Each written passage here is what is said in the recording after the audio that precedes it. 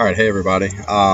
Just wanted to do a quick rundown of all of my toys. Now that I've got all my toys out to clean, I figured I'd run down, do a little fun gun review. I've got my trusty sidekick here, Reese, who loves to chase the duck. There she goes. All right. So while she runs off and chases that nasty duck, let's go down a quick little rundown of my toys. This is my 5.5. I think this is a 6.5-inch barreled stainless steel Ruger single six. It is about a 1973 model. It is a pre-billboard. If you're familiar with Rugers, you'll notice that they started putting a huge disclaimer print down the side of the barrel. This is called the pre-billboard model because all it has is the address to Sturm Ruger across the top. So this is chambered for 22. I got it used about under $200 a couple years ago. You can't go wrong with this. This is great for starting people off. In the world of shooting sports, it's heavy. It has virtually no recoil. It's great. I love it. It's a working gun, though. It's not a safe queen. None of my guns are safe queens.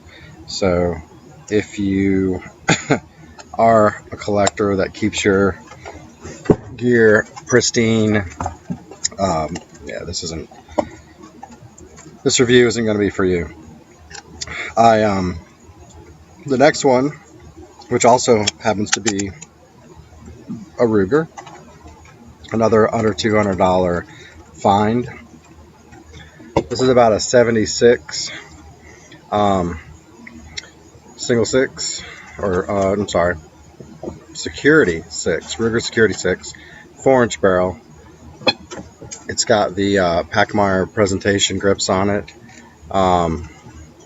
They are very comfortable in the hand. This is a gun that I call Old Ugly because when I went to get it, I actually went to get a Makarov, and the guy behind the counter, I didn't really like the Makarov at the time. It was about $180. I started looking around. I saw this in the bottom of the case. It had some holster wear that you can see. Had some wear from being carried a lot. So I got it for $170. I think I got it for $179 as well. Same price as that 22 single six, but 4-inch 357 Magnum. There's not much in the world that you can do with this gun right here. It's got adjustable sights on the front. Well, nope, just the rear. This thing shoots to point of aim, and this thing is ridiculously accurate. If you ever just want to go shooting and hit things, take this. I shoot 38s out of it a lot, so it's got a crud ring. I don't care. Shoots 357s, handles them all day long with this Pachmayr. I may put some stag grips on it. I threw it in a little $5 holster that I picked up at the gun store. Just a little duty holster. It's got a strap. This is my packing pistol. This gun you can take anywhere, and full house 357s, buffalo bore or something. There's not much in the world that, at least on the North American continent, that you couldn't take care of with that gun. Round 2 with the duck. Let's move on to the next one. We'll start with revolvers, and then we'll go to the automatics. This right here, this is a Saturday Night Special, man. If you ever saw a Saturday Night Special, this is an Arminus. It's a HW3. It's a 70s maybe, late 60s, early 70s. It's probably late 60s, early 60s. This is. I should probably try to figure out what year this is. It's German. It's made of some kind of zinkish sort of metal. This is hot metal gun. This will probably melt down in a fire, all but the cylinder and the barrel. It is a 32 Smith & Wesson long. You retract it by pulling this forward and then flipping out the cylinder. It's a 7-shot. It's 32. I got to figure out where this camera is. Until I get a real camera, we're working off the laptop, so sorry. It's a double action, single action, typical 2-inch snub nose. You can shoot 32 Smith & Wesson longs out of it. You can shoot 32 autos. It'll handle them, but it's not a reliable ignition. But when I got it from my family members in Virginia, who knows where this gun came from, my wife's father got it from one of his law enforcement buddies, who knows where he got it, probably out of the evidence locker. And it's only been used on family members, so it just stays in the collection. One thing I have never done is I have never sold a weapon, so when it comes in my collection, it tends to stay in my collection. And I throw it in a little Kydex, little snubby sheath, and a holster, little clip-on holster. And this one is probably a Black Hawk. Oh, there's no telling. But, you can slip in your back pocket. This is a truck gun. It's 32 Smith & Wesson long, 32 auto. It just kind of hangs around. I keep it so that other people in the family don't have it. Next up, nice little, this holster came with this gun. Nice little cowboy style flat over for a 4-inch pencil barrel, Taurus, 6-shot, 22, tapered pencil barrel with wood factory grips. I got this from a local gun store. This is a pre-Smith & Wesson equipment purchase Taurus. So I figured, it was cheap. 22 LR is my favorite, and I figured it'd be a little kit gun. Gonna play around with it a little bit. I've had some failure to fires. It might be that crappy Remington 550 rounds in a box, cheap stuff. I'll try it with some CCI mini mag or Blazer or something a little hotter, and we'll see how it ends up. Sorry, I'm gonna sit here and throw this to the dog while I talk to you. But this is fun. It's great for kids. Single action, double action. Can't go wrong with this. Between this and the single action, the single 6, there's not a whole lot that you can't, squirrel hunt with, play with, take the kids out, teach them to shoot, take people that are recoil squeamish and get them kind of started down that road. Let's go to the auto pistols now. And this is just what I have in my current collection. Talking about that German celebration. Actually, these are going to be loaded, so I am going to quickly safety check them. Although I never keep a round in. Only the ones in my safe do I keep loaded, but that's more for my information than yours. Here's your 22 long rifle. This is a German-made PPK S. This is the real deal. This is a late 70s, maybe early 70s. I can't remember. Made in West Germany. This is an Inner Arms imported blued 22. I love this thing. Magazines for this thing are like $75. It's ridiculous for factory mags that are this quality, this metal. But this bad boy, this thing is so much fun. I love it. If you haven't gotten a hold of one of these or played with one of these, you need to try it out. These are so much fun. I highly recommend it. And when ammo prices are normal, they're affordable to shoot. I lucked into that. I lucked into that off of a company out of Illinois that gets them, and I got it for back when prices were low. I could probably sell it for 3 times what I paid for it. Next up in our auto gun soiree today is the Walther PP. Now this is a late 60s model, brown grips. This is actually a Manhurin. So this was built in France, assembled in Germany, final fit and finish in Germany, but it's a Walther PP. This is an interesting gun. This is actually a former Austrian prison guard weapon, duty weapon.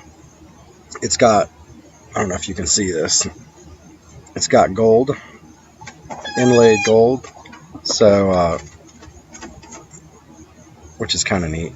It's kind of worn off a little bit, but I got it for pretty cheap, and it's awesome. It's bang vault quality. It's a 32 ACP, decocker, your standard, all your standard Walther features from. They got it right in the 30s when they created these things. So this is ridiculous as well. It's a little bigger than the PPK. It's about the same weight. It has a little less metal in it, but it's a 32. The other one's a 22, but I like them both. Stop, dog. Lucked into that one for $200. I mean, I keep it in a little Kydex sheath. This goes with me in the car sometimes. Stick in the glove box. It's fun. Here's my latest acquisition as far as pocket pistols go. Your typical. I was looking for a Kel-Tec P32, and I wanted 32 caliber to go compatibility with my 32 caliber Walther, but a buddy of mine sold me this for $200, and this is a barely fired at all 380 LCP Ruger. I just got a extended mag for it. This is typically it's a 6-round mag. You can do 6+1 striker fired, but I got an 8-round mag. I think it's an 8-round extended mag. It comes out and actually wraps over here, and it gives you a little more purchase for your pinky finger, and gives you a couple extra rounds. Now, I think it's an 8-round. I'll have to go look at it. I like these little guns. They don't bother me to not have my pinky on. I have one gun that I haven't shown you that I've had. This is the very first gun I ever bought, and that is a Grendel 380. It's a P10 Grendel, which is the predecessor to the Kel-Tecs, and I've had that since about 1990. And I'll have to show that on another video, but I've had small polymer guns for years, and they're okay. I mean, that gun is what it is. It's a slip it in the fishing vest. You know, take it with you, last ditch kind of thing. I think the governor of Texas used one on some coyotes that attacked him and his dog. So, I mean, 6+1. If you need it, you got it. Lightweight, you can slip it in a pocket. It makes a great backup gun. You know, if it has to be your primary, then that's great. If you need but carry it as a backup. That's typically what people recommend. And what might you back up? Here's my latest acquisition, 9/11. Seemed like the perfect day to go out and get a 1911. So I celebrated 9/11 this year by picking up a used. Got this for a deal. Rock Island Armory, tactical. One of these days I'll get a tripod and a real camera, and I'll be a real pro like a lot of you. But anyway, this is a Rock Island Armory tactical model. It is my new favorite toy. I'm going to take it out. I'm going to, first of all, I'm going to clean it real good, and then we're going to take it to the range, and we're going to play. Maybe I'll get a camera and take it over there. I'll have to see what my camera options are and how that works. Right now I have this camera on this laptop, and it seems to work pretty well. I'm having a little trouble finding the ammo that I want. I can only find hollow point self-defense loads, so I want to find some 230 grain Just target load, standard full metal jacket. That's what I like to shoot out of these. I don't like to shoot hollow points, so I'm gonna probably buy a case of that, and then we'll go from there. But this thing is just too cool, man. Really digging it. So I keep all my guns condition 2,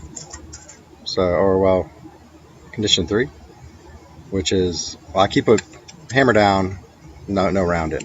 So I'll have to go look up. Since this is my first 911, I haven't had a 911 in a while. I had a loaner one for about 4 years. I'll have to go remember what all the different conditions are, but I usually keep them no round in,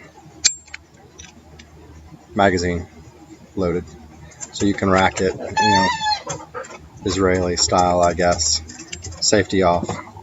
And I'll start experimenting with how I want to carry this. I'll probably start carrying it cocked and locked, but for now, that's how I keep it. So now I'm shopping holsters, and I'm going to look into a permit and start carrying more on a regular basis. But anyway, dog's about to drive me crazy. Just figured I'd shoot this quick video, let y'all see what I had in the bag. Probably do a cleaning session later, and then maybe a range session later this week. So anyway, y'all take it easy, have a good day, and we'll chat with you later. Thanks.